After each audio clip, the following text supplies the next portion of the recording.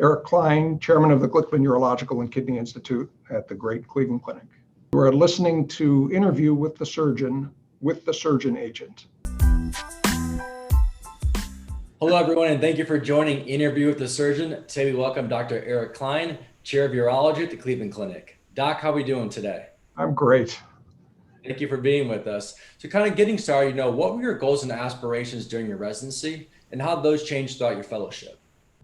Well, actually, they changed in the middle of residency. When I started residency, my goal was to train as a private practice urologist and go back to my hometown on the East Coast. And when I got to the Cleveland Clinic, I was amazed at all the surgeons that I met who were mid-career or older, many of whom were leaders of departments, and how dedicated they were to making things better. They were not accepting of the status quo. They understood what they could accomplish with their surgery for various diseases, but they were all incredibly motivated to take it to the next level and get better at it. And so about halfway through my residency, my desires changed. And I wanted to become a subspecialist, someone who dedicated his career to not accepting the status quo and looking for the next big thing to move things forward. So that's what happened. Fellowship served that very well. I did my fellowship at Sloan Kettering in New York. My focus was on urologic oncology, and it didn't change at all during fellowship. That's really what I wanted to do. So kind of taking us through that fellowship year, what was your mentality heading into your first job search, and how that perspective changed in the beginning years of your career?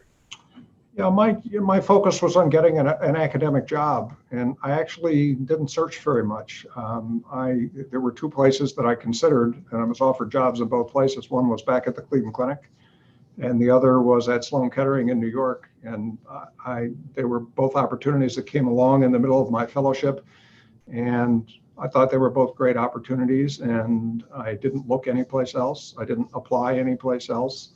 And ultimately, my wife's also a physician, decided to come back to Cleveland, mostly because we thought the quality of life in Cleveland would be better than it was in New York at that time. It was a long time ago. So, and we haven't looked back. I've been on the faculty for 32 years now. So it was an easy job search for me. So in that 32-year time frame, can you kind of take us through the journey of how you ended up being the chair of the program? Yeah, that wasn't really my goal when I started my career. I didn't have strong feelings about it. I really wanted, early in my career, my practice to get good at what I did and to serve patients well, and hopefully along the way to make some observations that I could write about that would help people.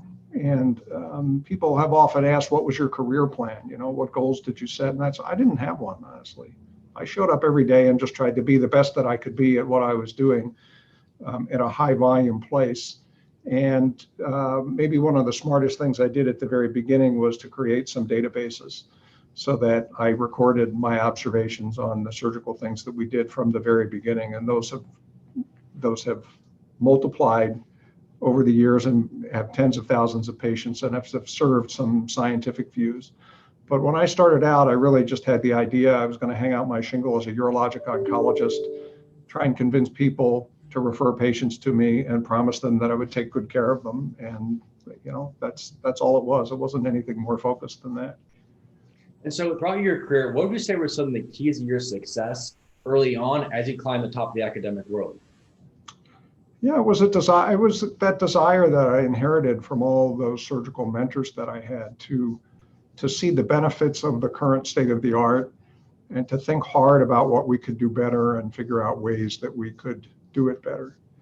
And so that was the focus. It was to try and make observations and publish a lot in the hope that others would find value in what my observations were. I had no idea if that would happen or not. I mean, for me, they were just observations that said, I started doing it this way, and now I do it this way, and this is what I learned, and this is why I think it's better. Maybe you'll like it too. And from the academic side, I seem to have touched a nerve in some ways that many of the things that I published, people found helpful. And that was, that's been very gratifying. Being the chair, what advice do you have for the graduating chief residents and fellows entering the professional job market for the first time? Yeah, think carefully about the fact that your only obligation in life is to maximize your own happiness and that of your family. It's not about pleasing the people who train you. I see people I sense in trainees, they feel like they are often required to please their department chair or their program director with the choices that they make in terms of where they go or who they join or whether they do a fellowship or go into academics or private practice and so forth. And in some programs, I'm sure, and even in some interactions here, there's probably some pressure applied on that. But the reality is you only need to make yourself happy. And so I would ask people to reflect on that. What's going to make you happy? Is it going to be being close to family for a job that may or may not have the, I don't know how to couch this. I mean, you have to decide what's important to you. Some people want to focus on being at the best academic institution they can be and don't care about the geography. And that was my wife's philosophy, and that was my philosophy. And we were lucky that Cleveland had jobs for both of us. Some people want to be close to family, and they're willing to sacrifice the fact that there might not be a major academic medical center there, or they join a smaller private practice or a larger private practice, that sort of thing. I think you need to really think for yourself what's most important to you and try and maximize that. And then the second thing I would observe is my career is unusual. It's not usual to see people stay in the same place for 32 years anymore. It's a much more mobile society. So it's okay to make a mistake. I mean, if things don't work out after the first job that you pick, you learn things along the way, and you might make a more informed and better decision, and maybe different things become important to you along the way, and you make a better choice the second time, and that's perfectly okay. So as we know with the pandemic in 2020, also now in 2021, a lot of the annual conferences were canceled. So what advice do you have for the graduating class regarding their networking and outreaching process in a virtual world? Yeah, it's actually easier to network in the virtual world. I mean, it may not be as much fun, but it's easier because the connections, you can make connections continuously. I mean, you can join Zoom meetings every day of the week if you want, all day and all night and that sort of thing.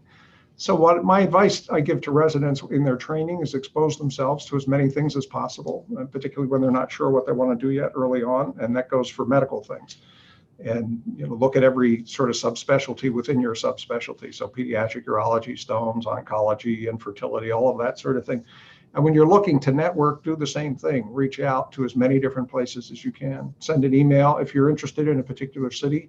Send an email to the practices or the academic centers in that city and say, hey, can I join one of your educational conferences? Because everybody's doing them virtually now. Attend the organized meetings. Most of those organized meetings have breakout sessions now where you can meet people individually or in a group and reach out. It takes a little effort. But what it doesn't take now is dollars, because you don't have to travel. And it doesn't take the time away from your family. And so, again, even though we all miss the buzz of being in person and that sort of thing, and there's a lot to be gained from doing that, if you think about it with a little different effort than usual, you can still network effectively.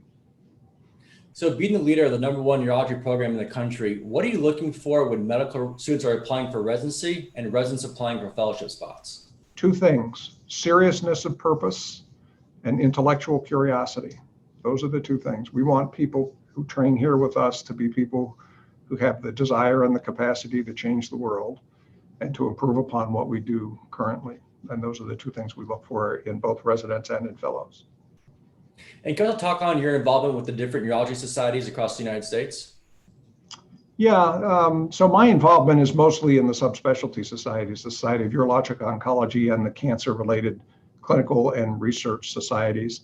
I was president of the Society of Urologic Oncology many years ago now, and that was interesting and fulfilling to be able to take an organization that has some sway over how oncology is practiced and help shape it and help it grow and help get the fellowships that are sponsored by the SUO involved. There are lots of other opportunities that I've never taken advantage of. Some people want opportunities in health policy, so in the AMA or even in the American Urological Association. Some people want to follow that in education, that sort of thing. Some people want to follow a more political career path, that sort of thing. I never had any particular interest in any of those. So I always focused on the substantive academic kind of things. But there's plenty of opportunity amongst all of those. Again, it just depends on what you want. You have to know yourself, and you have to know what your goals are and what's going to make you happy.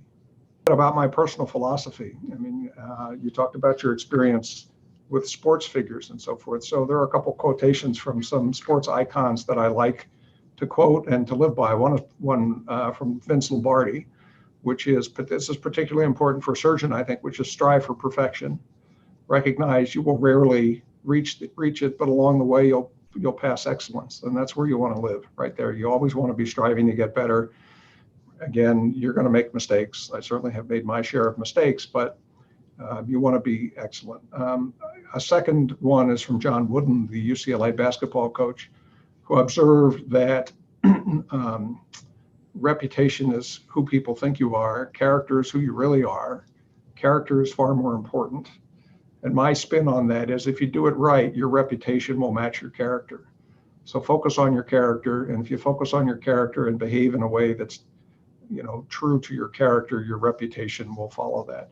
And then the last thing is based on both of those is, again, my philosophy has been always to show up every day and try and be better today at something than I was yesterday. And not better at everything, that's overwhelming, but one thing. So if I can be a better leader today, or a better spouse, or a better surgeon, or a better academician, or a better administrator, or a better father, whatever, I try and focus on that every day. And that's what keeps me going, because I always have tomorrow to look forward to and something new to work on and get better at.